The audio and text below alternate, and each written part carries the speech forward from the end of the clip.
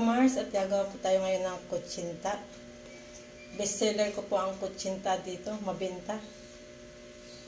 Tuturo ko po sa inyo. Meron po tayo ditong 3 guhit na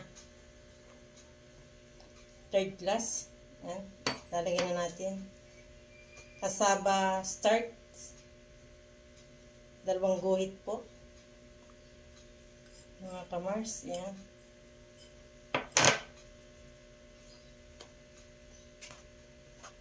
At haluin po muna natin.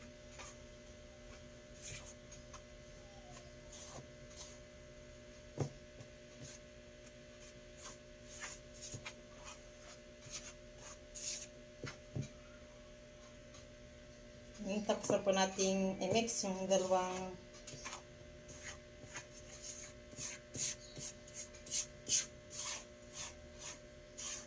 ating ingredient. Nakasaba starch at saka 3rd glass na harina. Ayan. At lalagyan ko po ito ng tubig. 1.5 liters po ang ilalagay natin. Ayan. Dahan-dahan lang po.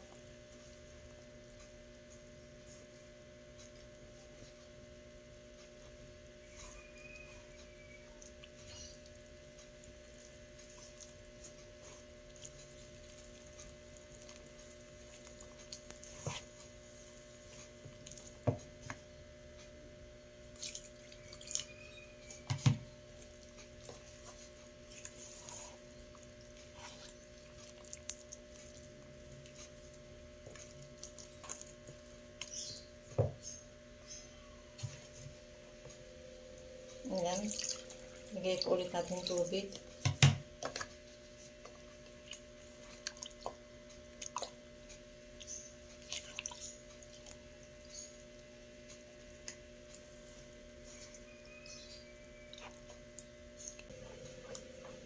I-mix lang po natin ng ayos. Ayan, may buo-buo pa po.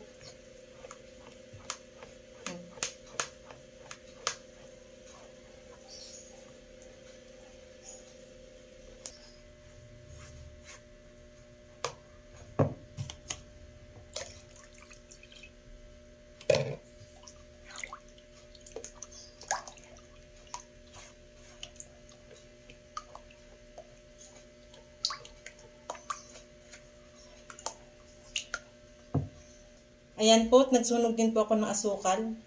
Ayan. Lagyan ko din po siya ng pandan. Dahon ng pandan.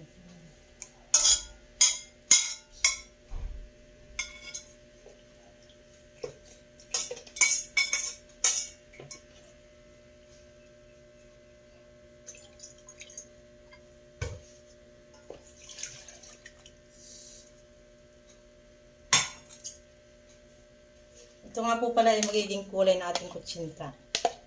Ang sinunog na asukal.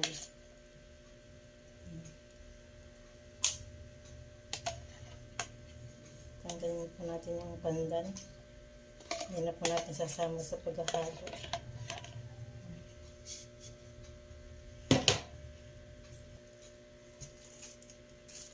Yan, may kalahati po tayong asukal na kulay brown.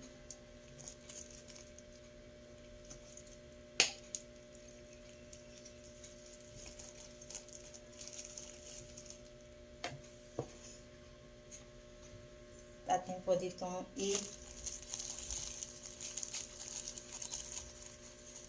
ilalagay sa tubig.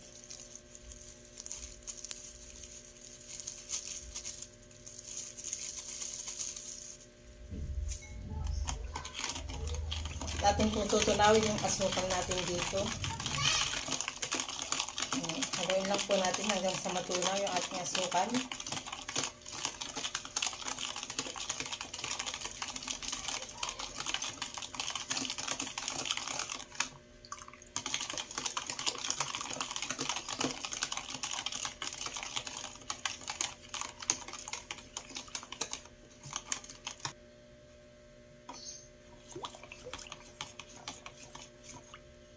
Ayan, tunaw na po yung asukal. Mga kamars. Yan. Tunaw na. At yung nga po pala itong sasalain dahil madaming dumi yung asukal. Yan, sasalain natin. Ayan, tapos na po natin salain yung ating asukal.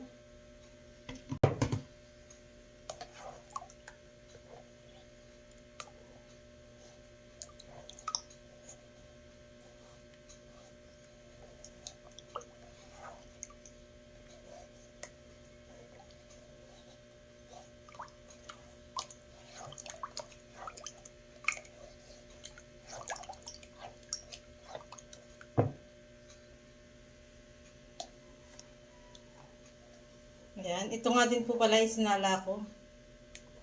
Hindi ko na po ipinakita. Ayan, sinala din po natin ito. Para walang buo.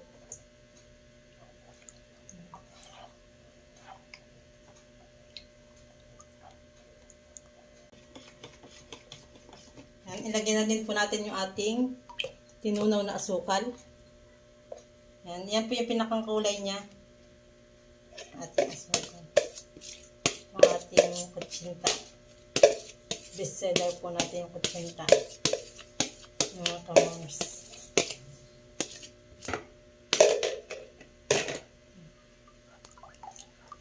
Haluin po natin. Mix lang po natin ng ayos yan.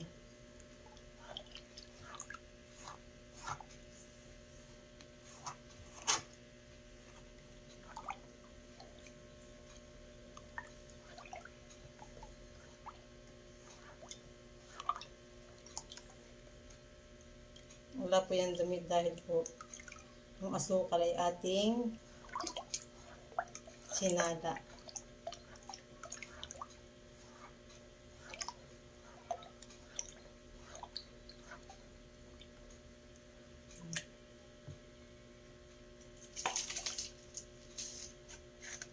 Nalagyan din nga po pala natin ng lihiya. 3 teaspoon na lihiya. Ilalagay natin. 1, 2, 3.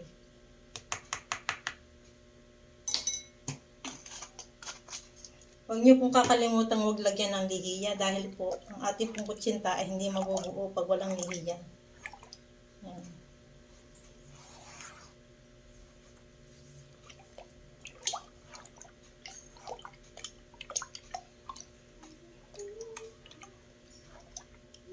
Yan, at haluin ko lang natin. I-mix ng ayos.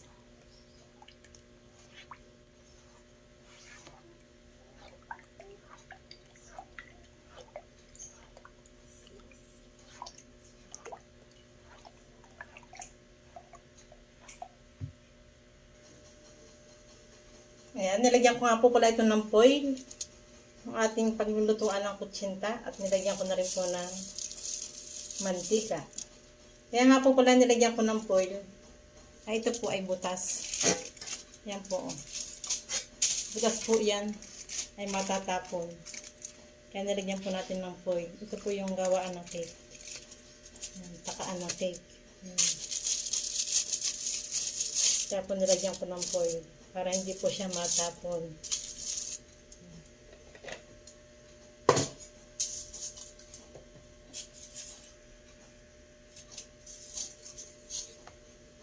Natin lang po muna ulit i-mix ang ating mga ingredients bago isaklang, bago isalin sa lalagyan.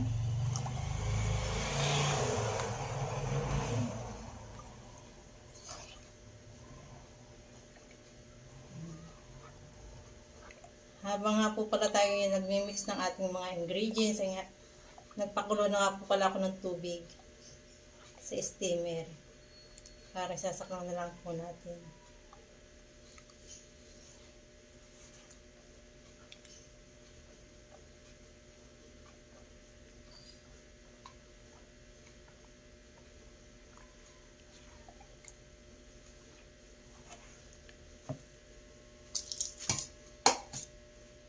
Ayan, sasali na po natin sa lalagyan.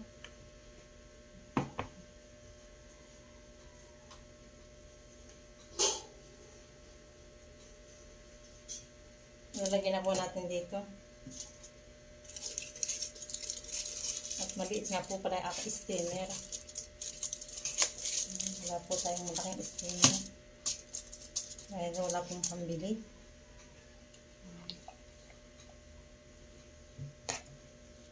Ayan, sasali na po natin. Yan, dahil lang po.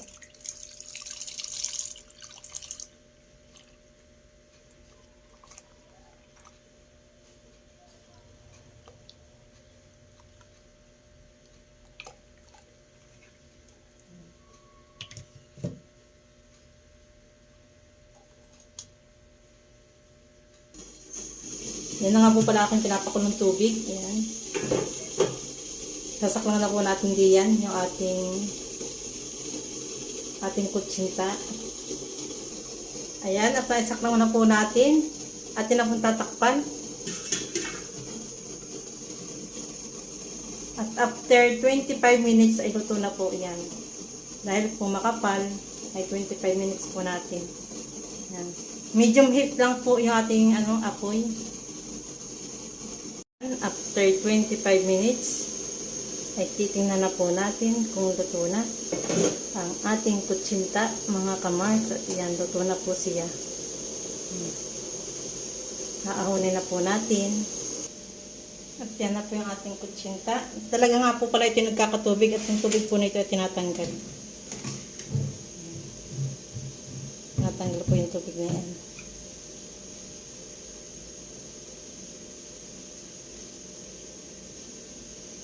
Talaga po yan yung nagkakatubig ng ating kutsinta sa ibabaw. At pag hindi nyo po nilagyan ng, nakalimutan nyo lagyan ng dehiya, ayan, pag ginanyan po ninyo yan, matatapon po siya. Hindi lang tubig, pati po yung inyong minix na ingredients matatapon. Ayan po, tubig lang po yan. Ayan mga kamars, at naisalin na po natin sa lalagyan. Tanggal na po natin sa molder ang ating kutsinta.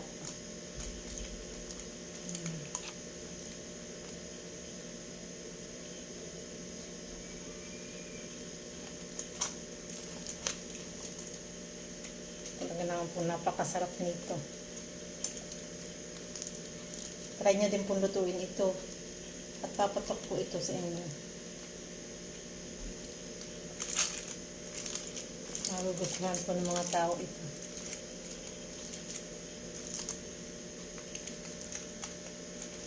Sarap po ito. Kutsinta natin.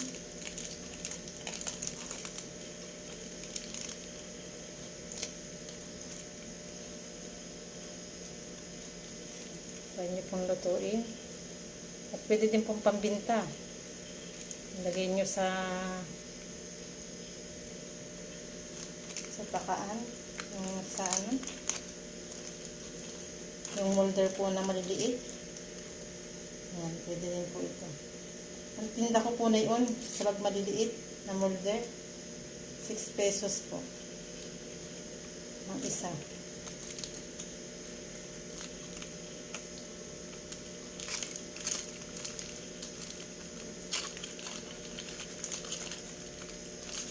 Ito, 350. Ang ganito kong size.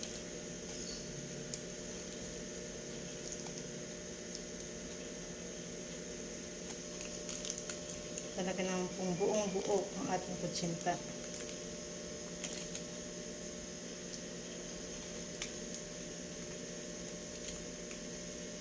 Tinatanggal lang po natin sa foil yung ating kutsinta sa gilid. Kakaan.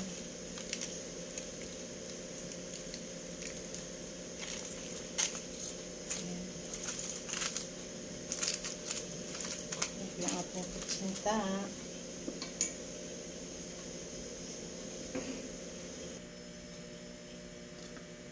Ayan, slice na po natin ang ating kutsinta. Slice na po natin.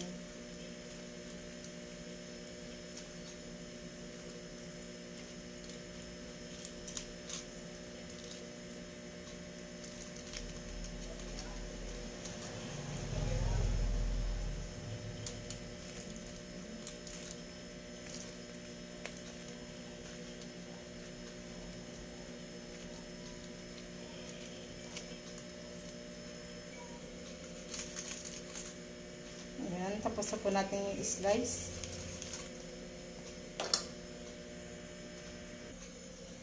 Ayan, lalagyan na po natin ng toppings yung ating kutsinta. Ang ilalagay po natin toppings ay desiccated coconut.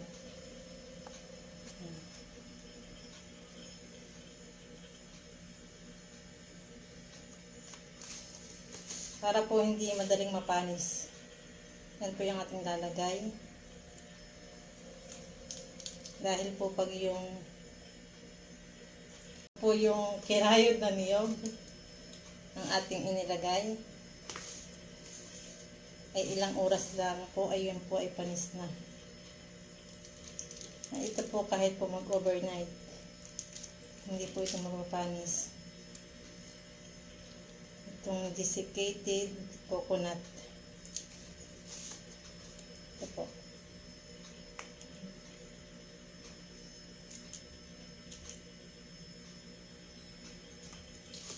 Malinis na po pala aking kamay.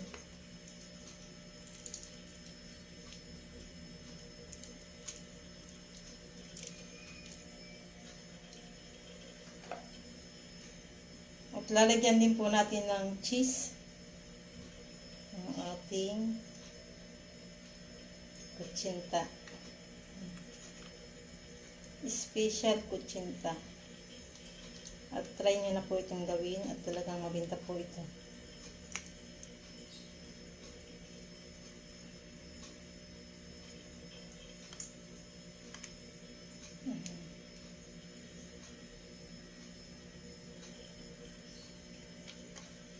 Talagang mabenta ito. Papatok po ito sa inyong negosyo. Dahil po ito ay bestseller ko. Laging ito pang in-order sa akin.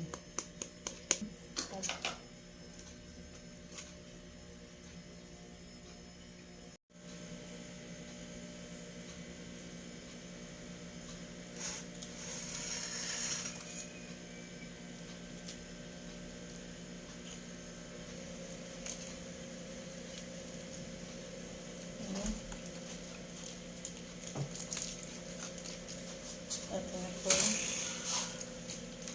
titikman.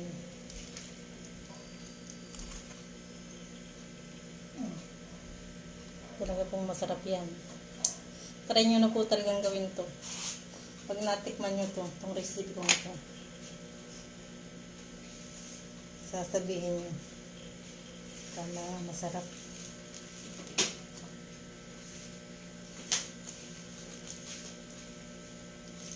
Papatok po talaga ito pag inyo pong pinabinta.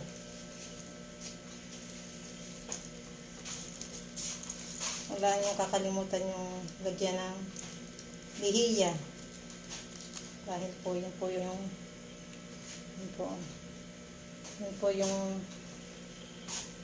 hindi po mabubuo yung inyong kutsinta pag walang lihiya.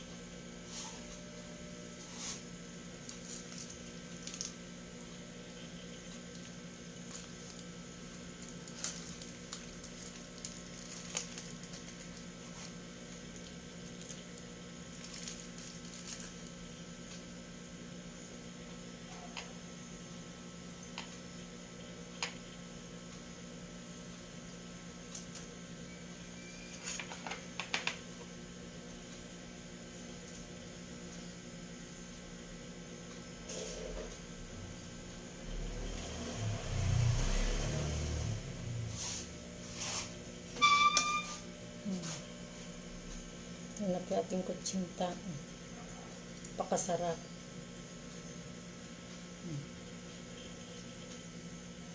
Hindi po tayo naglagay ng atswete dito. Ang pinangkulay ko lang po dito ay asukal na pula. Sinunog po natin. Ayan. Talaga naman pong masarap. Wow, sarap.